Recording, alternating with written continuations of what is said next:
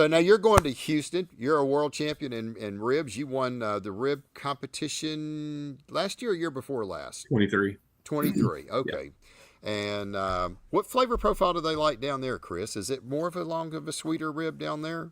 That's what I ran. I mean, actually, the rib I ran in Irving this past weekend was my Houston rib.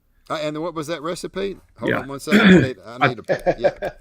Let me get my. I don't have no paper, but I got a paper towel. You want to run that by me real check your quick? text. I sent it to you earlier. I don't know Oh, if you're bad gosh, service or not. yeah, Or what. bad internet connection.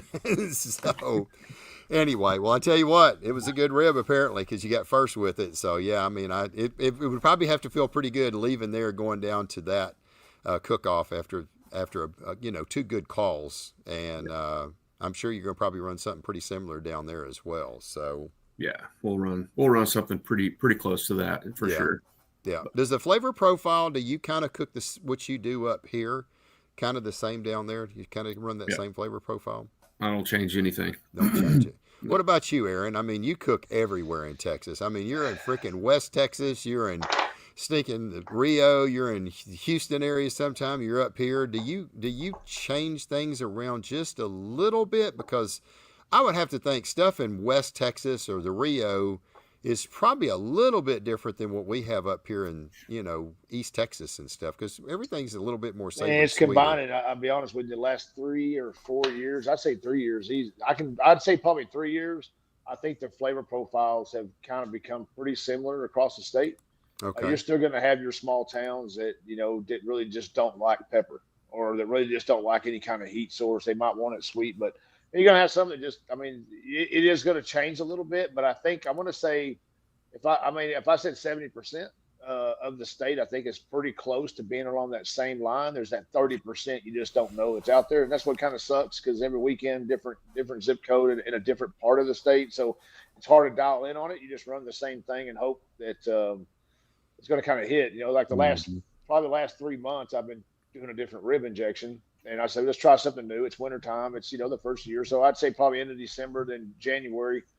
And then I took my last 2 years rib that I did really well with, and I combined that with what I was running this last couple of months pretty strong, And I didn't Right. have a lot of calls at first. Then calls started coming back up. But the closer I got to the south, or the closer I got to the east, or the north, it would change, and so I'd be kind of devastated, kind of that long ride home Sunday kind of feel. But I think that when I put them together, I was like, okay, we're getting somewhere. This is Right. good. This is Right. like really good, but it wasn't too far over. When you ate Right. it, you were just nothing stood out, but you were very impressed. So I Mhm. think it does kind of change, but I think most of the state is becoming pretty consistent because I think all the cooks are cooking kind of the same profile. Yeah. Yeah. That makes And I think sense. everyone's kind of getting on the same table. So That makes sense. That makes sense. And homegrown barbecue, going to different areas, do you already know what that area likes, or is it just experience? Well, I'll start off. Yeah, we kind of know if we've cooked in that area, we kind of know what they like. I've always said good barbecue travels. So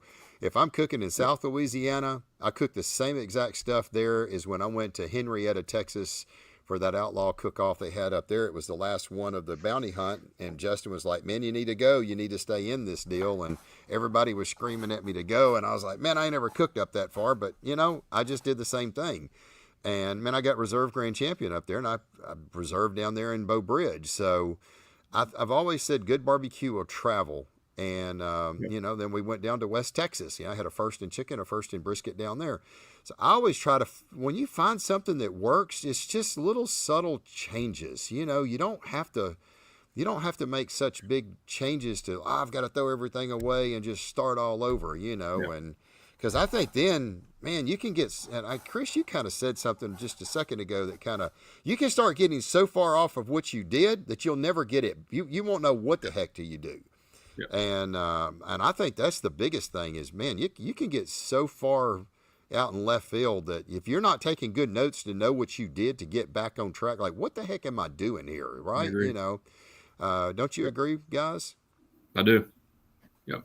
Yeah. And that goes back to kind of what I was saying earlier, about cooking. You don't have to cook every weekend, but be cooking quite often to where you know what to change or what to tweak. I don't like to call them changes. Yeah. I like to call them tweaks, because we're not changing a lot. Yeah. We're making small tweaks, but Yeah, you definitely have to, be cooking and pay attention, to kind of where you're at and what, kind of what walks. But man, I don't change a whole lot. Yeah, yeah. It's Chris. It's the text message to you is coming. I already got one on the ribs. He said he sent it. I'm must be tied up in the air somewhere on the Yeah, cloud. So maybe it'll come by the next couple of months or so. I got to pay So that phone bill. Didn't go yeah, through. that's it. Let's see. Yeah, they love Mike's Food in Kaufman. Yeah, now that's one place right there. Now I don't know. I mean, I grand champion Irving last year, first, third, fourth. I go down to Kaufman, and I think it was the very next weekend. Didn't even have a final table on nothing. I had not went there, and I think it was 3 or 4 years prior. I think it was 2020. So I went there in 2020, had no final tables on nothing, and just had a first place against 63 teams at that Willis Point cook-off, Aaron. And I'm sure you was there. That was that 2020 points chase they had. It was right when COVID. It was like the last cook-off. 63 teams there. 20 of them was in the top 20 chasing points. I had a first rib. I go to Kaufman. I don't even get out of my seat. I didn't even have final table. I was like, I ain't coming back here. I'm done. I go back 4 years later, and Suzette said, "What are you doing?" I said, "I'm gonna go to Kaufman. They're all on me about running some of these. I've had a good start with Irving. You grand champion it. You keep your points going." I was like, yeah, okay, I'll go. Man, I didn't even have a final table. So I told Suzette, she said, "You're not going back there again." I said, "Man, if I go back there, I'm going to go buy a select brisket. I'm going to go buy ribs that I ain't put no injection. I ain't going to put no sauce on it. I ain't going to do nothing to them. I'm going to take it out of the package, put some salt and pepper on it, and stick it in the box." So, but that's my nemesis, man. James, you're right. I don't know what the heck they like. No, Rick Mel's got it figured out. So Yeah, he does. But have you ever cooked it? Yeah, we've actually cooked it quite a few times. We GC'd it. Oh God! after I think it was 2016, and then the next year we came back and we reserved it. Okay. And then I think the year before COVID, we had like a third chicken. And then we went back last year when you were there, and I think we had like a 10th place brisket or something. Like it was, man, we kind of got our asses kicked too. And it was kind of embarrassing, but yeah, I don't know what they want. I mean, I thought we had pretty good food. I mean, I know you had good food too. So yeah, and it didn't even get final tables. Yeah. It's like we had shit luck that day. That's they didn't like my stuff. You got one call across the line, so Hatcher started a fire in Kaufman.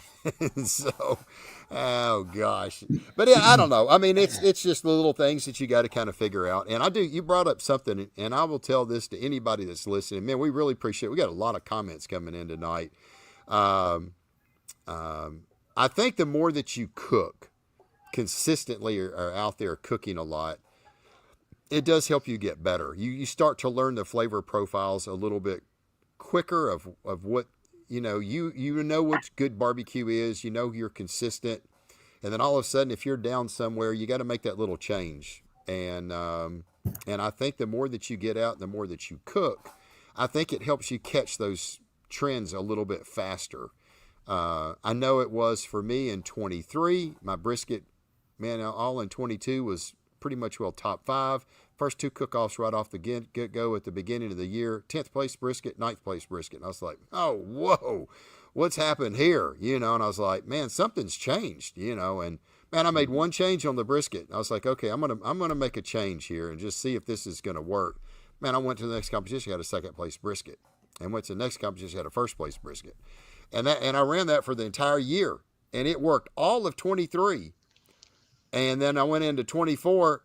Same competition that I had changed it, got a 2nd place brisket, and I was like 8th place. Went to another one, I was like 9th place. I was like, holy crap, took that out, and next thing you know, I'm right back at the top. I get a 1st place in Gilmer. So and I think the more that you cook, it really kind of helps you start to dial stuff in a little bit, especially if you're not chasing all these recipes everywhere. Just I would make the little tweaks to it. And do you see that too, guys? I do. And, and something else, a lot of people don't think about is what you do on the board. I mean, what you do on the board, and I think Aaron will agree, like that can make or break you. You can make the right decision, or you can make a terrible decision. On your finishing right there on the board. And I mean, you can bring something back to life too that ain't worth the two shits either. But man, a lot of people don't think about that. They just kind of run the same thing and hammer it with dust and all this other stuff. Man, that can hurt you a lot of times. Yeah, last 15 minutes. I mean, ever since probably I'm going to say probably the first of January, my brisket fell off. I couldn't figure out why. December it was okay. November it was good. I just slowly started finding my way out of that mode, right? And so these last couple, probably 4 or 6 weeks, it's been hard for me in ribs and brisket because I mean that was never a problem for me. Chicken maybe, but it was never a problem for those two meats, And I sit there, and this past weekend I said, you know what, I don't know what I'm doing, but I'm fixing it. I've been running the same brisket since probably 18, and it's never really changed. Just tweaked a little here and there, but I was like, you know what? I'm going to go back to what I did and take everything out that I've added to small things and start back over. And I started back over this weekend, basically with the rib and with the brisket. And I did notice it, and you taste it, you can tell right then and there what it might need or what for your profile anyway. Right.